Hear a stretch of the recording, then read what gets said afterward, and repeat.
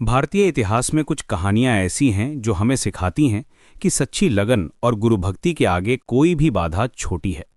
आज मैं आपको एक ऐसे वीर योद्धा की कहानी सुनाने जा रहा हूं जिसने अपनी मेहनत से धनुर्विद्या में महारत हासिल की और फिर अपने गुरु के लिए सबसे बड़ा त्याग किया। यह है एकलव्य की अमर गाथा। महाभारत काल में हिरण्यधनु नाम के एक निषाद राजा का पुत्र था एकलव्य। बचपन से ही उसका सपना था कि वो दुनिया का सबसे बेहतरीन धनुर्धर बने।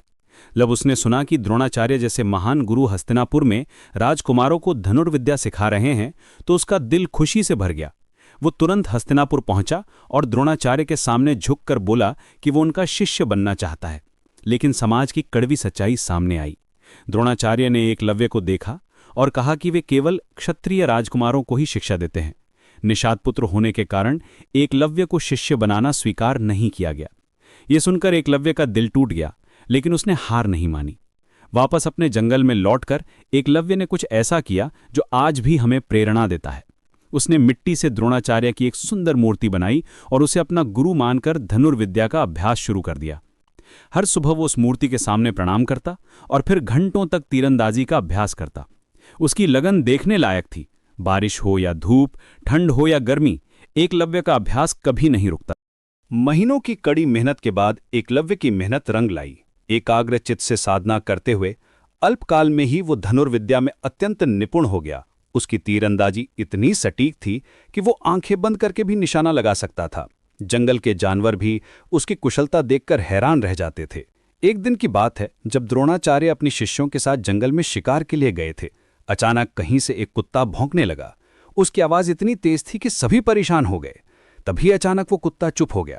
जब सभी ने देखा तो हैरान रह गए कि कुत्ते के मुंह में 7 तीर इस तरह से लगे थे कि उसे कोई चोट नहीं लगी थी, बस उसका मुंह बंद हो गया था। द्रोणाचार्य और राजकुमार अर्जुन सहित सभी शिष्य इस अद्भुत कौशल को देखकर दंग रह गए। ये कैसी तीरंदाजी थी जो बिना नुकसान पहुंचाए इतनी सटीकता से निशाना लगा सकती थी। वे सभी उस तीरंदाज को खोजने निकले जिसने ये कमाल किया था। जब वे एकलव्य के पास पहुंचे तो देखा कि एक युवक द्रोणाचार्य की मूर्ति के सामने तीरंदाजी का अभ्यास कर रहा है। द्रोणाचार्य ने पूछा कि तुम कौन हो और तुम्हारा गुरु कौन है। एकलव्य ने विनम्रता से उत्तर दिया कि वो निषाद राज हिरण्यधनु का पुत्र एकलव्य है और द्रोणाचार्य ही उसके गुरु हैं। उन्हें ये जानकर और भी आश्चर्य हुआ कि द्रोणाचार्य को मानस गुरु मानकर एकलव्य ने स्वयं ही अभ्यास से ये विद्या प्राप्त की है। द्रोणाचार्य के मन में एक अजीब सी चिंता पैदा हुई। उन्होंने अर्जुन से वादा किया था कि वो उसे दुनिया का सबसे बेहतरीन धनुर्धर बनाएंगे, लेकिन एकलव्य की कुशलता देखकर लग रहा था कि वो अर्जुन से भी बेहतर है। इसलिए उन्होंने एक कठिन निर्णय लिया। द्रोणाचार्य ने एकलव्य से कहा कि अगर वो सच में उसे अपना गुरु मानता है तो उसे गुरु दक्षिणा देनी होगी। एकलव्य खुशी से बोला कि वो अपने गुरु के लिए कुछ भी करने को तैयार है। तब द्रोणाचार्य ने कहा कि वे उसका दाहिना अंगूठा गुरुदक्षिणा के रूप में चाहते हैं। ये सुनकर सभी हैरान रह गए। अंगूठा तो तीरंदाजी का सबसे महत्वपूर्ण हिस्सा होता है। बिना अंगूठे के कोई भी धनुर्धर तीर नहीं चला सकता।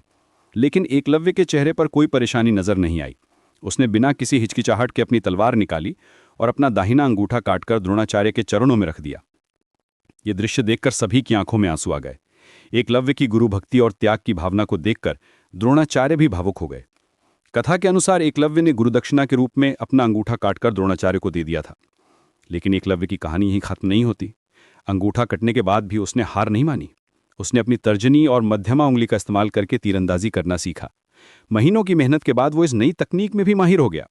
यहीं से तीरंदाजी करने के आधुनिक तरीके का जन्म हुआ। आज की मॉडर्न आर्चरी में भी यही टेक्निक इस्तेमाल होती है जो एकलव्य ने डेवलप की थी। ओलंपिक गेम्स में जो तीरंदाज पार्टिसिपेट करते हैं वे भी एकलव्य की इसी टेक्निक का इस्तेमाल करते हैं।